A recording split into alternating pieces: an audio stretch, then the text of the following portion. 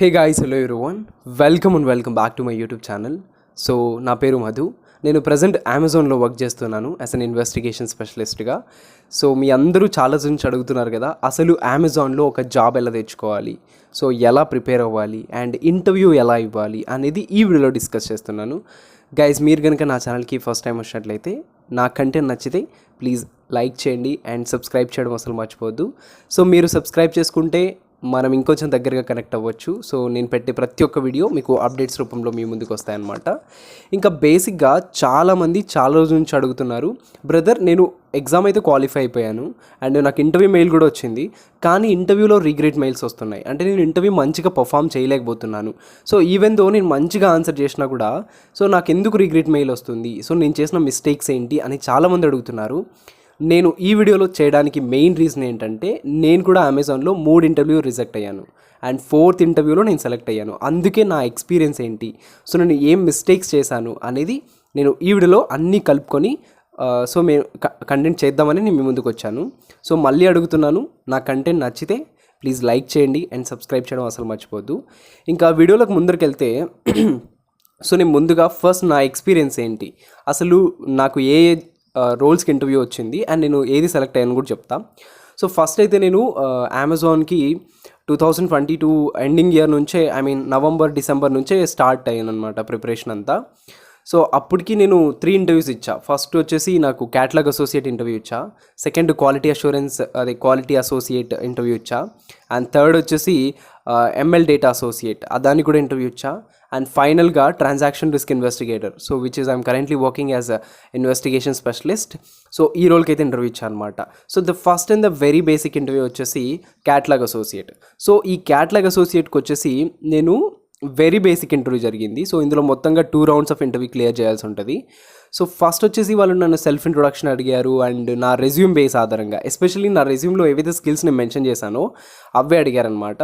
So నేను బాగా answer చెప్పాను నేను అనుకున్నా, కానీ అతను నన్ను చాలా మేజర్ పాయింట్స్ అడిగాడు అనమాట. లైక్ నువ్వు రెజ్యూమ్లో నేను ఒక ఎక్స్పీరియన్స్, నా ఇంటర్న్షిప్ ఎక్స్పీరియన్స్లో ఒకటి రాశాను అనమాట, జనరేటింగ్ పొటెన్షియల్ లీడ్స్ అనే వర్డ్ రాశాను. సో అసలు ఈ జనరేటింగ్ పొటెన్షియల్ లీడ్స్ అంటే ఏంటి, అసలు ఈ వర్డ్ ఎందుకు మెన్షన్ చేసావు రెజ్యూమ్లో, అండ్ క్రియేటింగ్ అవేర్నెస్ అనే పదం రాసావు, అసలు ఏంటి వర్డ్కి మీనింగ్. సో ఇలా, so me resume first and very basic thing, me resume కూడా చాలా స్ట్రాంగ్గా ఉండాలి. సో మీ రెజ్యూమ్లో ఏదైనా ఒక వర్డ్ కనపడిందంటే ఆ వర్డ్కి మీకు మీనింగ్ తెలిసి ఉండాలి. మీరు ఒక వర్డ్ రాశారంటే ఆ వర్డ్ ఖచ్చితంగా మీలో ఎగ్జిస్టెన్స్ ఉండాలి, అప్పుడే అలాంటి రెజ్యూమ్ని ప్రిపేర్ చేయండి. నేను ఫస్ట్ ఇదే చెప్తాను, రెజ్యూమ్ అంటే మీ పర్సనాలిటీని డిఫైన్ చేసేది, మీ వ్యక్తిత్వాన్ని సూచించేదే మీ రెజ్యూమ్ అనమాట. సో రెజ్యూమ్ అనేది చాలా స్ట్రాంగ్గా పెట్టుకోండి. అండ్ సెకండ్ థింగ్, నా దగ్గర మంచి ఇంటర్నెట్ కనెక్షన్ కూడా లేదు. సో నేను అమెజాన్లో వర్క్ చేయకముందు మా ఇంట్లో వైఫై లేదు. సో నేను వర్క్ చేయలేదు కాబట్టి అప్పుడు నేను మొబైల్ డేటాతోనే రన్ అవుతుండే. సో ఇంకా బేసిక్గా ఏమైందంటే, నేను ఇంటర్వ్యూ ఇస్తున్నప్పుడు నా మొబైల్ డేటా సరిగ్గా వర్క్ చేయలేదు. నేను ఒక పల్లెటూరులో ఉంటాను, నెట్వర్క్ అంత స్ట్రాంగ్గా రాలేదు. అండ్ నేను ఏదైతే జాబ్కి అప్లై చేశానో అది కంప్లీట్గా వర్క్ ఫ్రమ్ హోమ్. సో వాళ్ళు నా నుంచి ఏమర్థం చేసుకున్నారు అంటే, సో ఇతని దగ్గర మంచి నెట్వర్క్ లేదు, సో ఒకవేళ మనం ఇతనికి జాబ్ ఇచ్చినా కూడా ఖచ్చితంగా ఇతను సరిగ్గా పర్ఫామ్ చేయలేకపోవచ్చేమో అని, అది కూడా ఒక డిసడ్వాంటేజ్ అని నేను అనుకుంటున్నా. సో నెట్వర్క్ ఆల్సో చాలా ఇంపార్టెంట్. మనం చెప్పే వర్డ్ అనేది ఏదైతే ఉందో అది ఇంటర్వ్యూకి సరిగ్గా వినపడలేదనుకో, ఖచ్చితంగా మనం చెప్పేది తను అర్థం చేసుకోలేడు, బ్రేక్ అయ్యి మధ్యలో లైక్ డిస్ట్రాక్షన్స్ వస్తున్నాయనుకో, definitely it leads to something very bad. Okay, అది కూడా ఒక పాయింట్ గుర్తుపెట్టుకోండి. అండ్ నెక్స్ట్ థింగ్ వచ్చేసి, మీ బ్యాక్గ్రౌండ్ గురించి కానీ, సో మీ ఎక్స్పీరియన్స్ గురించి చెప్పేటప్పుడు జెన్యూన్గా చెప్పండి. మీరు ఏం ఎక్స్పీరియన్స్ కలిగి ఉన్నారు, మీరు ఏం వర్క్ చేశారు, అది క్లియర్గా చెప్పండి. అంతేగాని ఫేక్ ఎక్స్పీరియన్స్ చెప్పడం, నేను ఆ వర్క్ చేశాను, నేను ఈ వర్క్ చేశాను, నేను ఇలా జనరేట్ చేశాను, సో ఇలా చెప్పినారనుకో ఖచ్చితంగా అతనికి డౌట్ వచ్చేస్తుంది. ఏదో ఒక పాయింట్లో వాళ్ళు మిమ్మల్ని పట్టేసుకుంటారు. బేసిక్గా ఇంటర్వ్యూ అనేది 30 మినిట్స్ వరకు ఉండొచ్చు. 30 మినిట్స్లో మనకు అప్ టు 20 మినిట్స్ వరకు ఇంటర్వ్యూ జరుగుతుంది. ఒక పర్సనాలిటీని, ఒక పర్సన్ని డిఫైన్ చేయడానికి 20 మినిట్స్ హైలీ ఎనఫ్. వాళ్ళు ఇంటర్వ్యూ చేస్తున్నారు అంటే they have multiple number of పీపుల్ని ఇంటర్వ్యూ ఆల్రెడీ చేసింటారు, they know how to handle with the people, right. So వాళ్ళకి మంచి ప్రయర్ ఎక్స్పీరియన్స్ ఉంటుంది. ఒక పర్సన్ని ఇంటర్వ్యూ చేస్తున్నాడు ఒక కంపెనీ నుంచి అంటే he should have minimum 5 to 6 years of experience. అలాంటి వాళ్ళకి మాత్రమే ఇంటర్వ్యూ ప్యానల్గా ఛాన్స్ ఇస్తారు. సో మీరు ఫస్ట్ ఒక పర్సన్కి ఇంటర్వ్యూ ఇస్తున్నప్పుడు వాళ్ళు ఎంత మంచి పొజిషన్లో ఉన్నారు, మనం ఏవైనా తప్పులు చెప్తే వాళ్ళు కనిపెట్టగలరా లేదా అనేది ఖచ్చితంగా తెలుసుకోండి ఫస్ట్. సో ఆబ్వియస్గా మీరు తప్పులు చెప్తుంటే మీ వర్డ్స్లో నుంచి రాంగ్ వర్డ్స్ బయటికి రావడం, తడబడ్డం ఇలాంటివన్నీ జరుగుతుంటాయి. మేక్ ష్యూర్ మీ ఇన్ఫర్మేషన్ అంతా కరెక్ట్గా ఉండాలి, కన్సైజ్గా ఉండాలి, అలాగని ఎక్కువగా ఉండకూడదు, అక్యురేట్గా కూడా ఉండాలి. సో ఇది కూడా గుర్తుపెట్టుకోండి.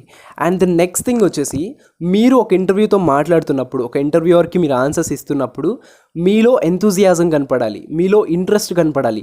నాకు ఈ జాబ్ కావాలి, ఖచ్చితంగా నాకు కావాలి అనే ఇంట్రెస్ట్ తనకి చూపించాలి మీరు. మనం ఒక జాబ్కి అప్లై చేసామంటే ఆబ్వియస్గా మనకు జాబ్ అవసరం ఉందనే కదా. సో మనం ఆ ఎంపతి ఏదైతే ఉందో అతని దగ్గర మనం క్రియేట్ చేసుకోగలగాలి, అప్పుడే మనకు జాబ్ వస్తుంది. ఇప్పుడు ఒక రోల్ ఉందనుకో, ఒక 30 మెంబర్స్ కావాలి అతనికి, ఆ పర్టికులర్ రోల్కి multiple number of people apply చేస్తారు. ఆ మల్టిపుల్ నెంబర్లో నువ్వు కూడా ఎగ్జామ్ క్లియర్ చేసి ఉంటావు, నువ్వు కూడా ఇంటర్వ్యూ దాకా వెళ్ళింటావు. కానీ ఆ ఇంటర్వ్యూకి నువ్వు బెస్ట్ అనే ఆన్సర్స్ ఇవ్వాలి. నువ్వు బెస్ట్, ఆ జాబ్కి నేను అందరికంటే వెల్ క్వాలిఫైడ్, వాళ్ళందరితో కంపేర్ చేస్తే నేను బాగా చేయగలను, నాకు అన్ని స్కిల్స్ ఉన్నాయి అని నువ్వు ప్రూవ్ చేసుకోవాలి. అప్పుడే వస్తాయి. ఏదో అందరిలాగా వెళ్ళాము, ఇంటర్వ్యూ ఇచ్చాము అంటే ఇట్స్ నాట్ వర్కౌట్ అనమాట.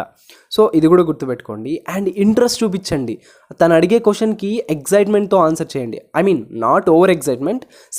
మరీ డల్గా ఇలా కాకుండా కొంచెం ఎంతూజియాస్ట్ చూపించి వాళ్ళకి ఆన్సర్ చేసినామనుకో, ఖచ్చితంగా వాళ్ళు ఓకే ఇతను జాయిన్ అయిపోతాడు అనే ఒక అవేర్నెస్ని క్రియేట్ చేయాలి తనలో. అప్పుడు మనం తీసుకునే ఛాన్సెస్ ఉంటాయి. అండ్ నెక్స్ట్ థింగ్, వెనకాల మంచి స్క్రీన్ ఉండేటట్టు, ఒక మంచి బ్యాక్గ్రౌండ్ గుడ్గా ఉండేటట్టు చూసుకోండి. వెనకాల ఏవో పిచ్చి పిచ్చి గీతలు, లేకపోతే అసలు బాగాలేని ఎన్విరాన్మెంట్లో కూర్చుంటే ఆ ఇంటర్వ్యూ కూడా మన పైన ఒక నెగిటివ్ ఇంప్రెషన్ వచ్చేస్తుంది. సో నేను ఎప్పుడు బిలీవ్ చేసేది ఒకటే, first impression is the best impression. అది గుర్తుపెట్టుకోండి. అండ్ నెక్స్ట్ థింగ్, మీ సెల్ఫ్ ఇంట్రొడక్షన్ మీ 50% ఆఫ్ ది ఇంటర్వ్యూని డిఫైన్ చేస్తుంది. మీరు సెల్ఫ్ ఇంట్రొడక్షన్లో మీరు ఏమైతే చెప్తున్నారో అవే పాయింట్స్ పైన ఖచ్చితంగా క్వశ్చన్లు రైజ్ అవుతాయి.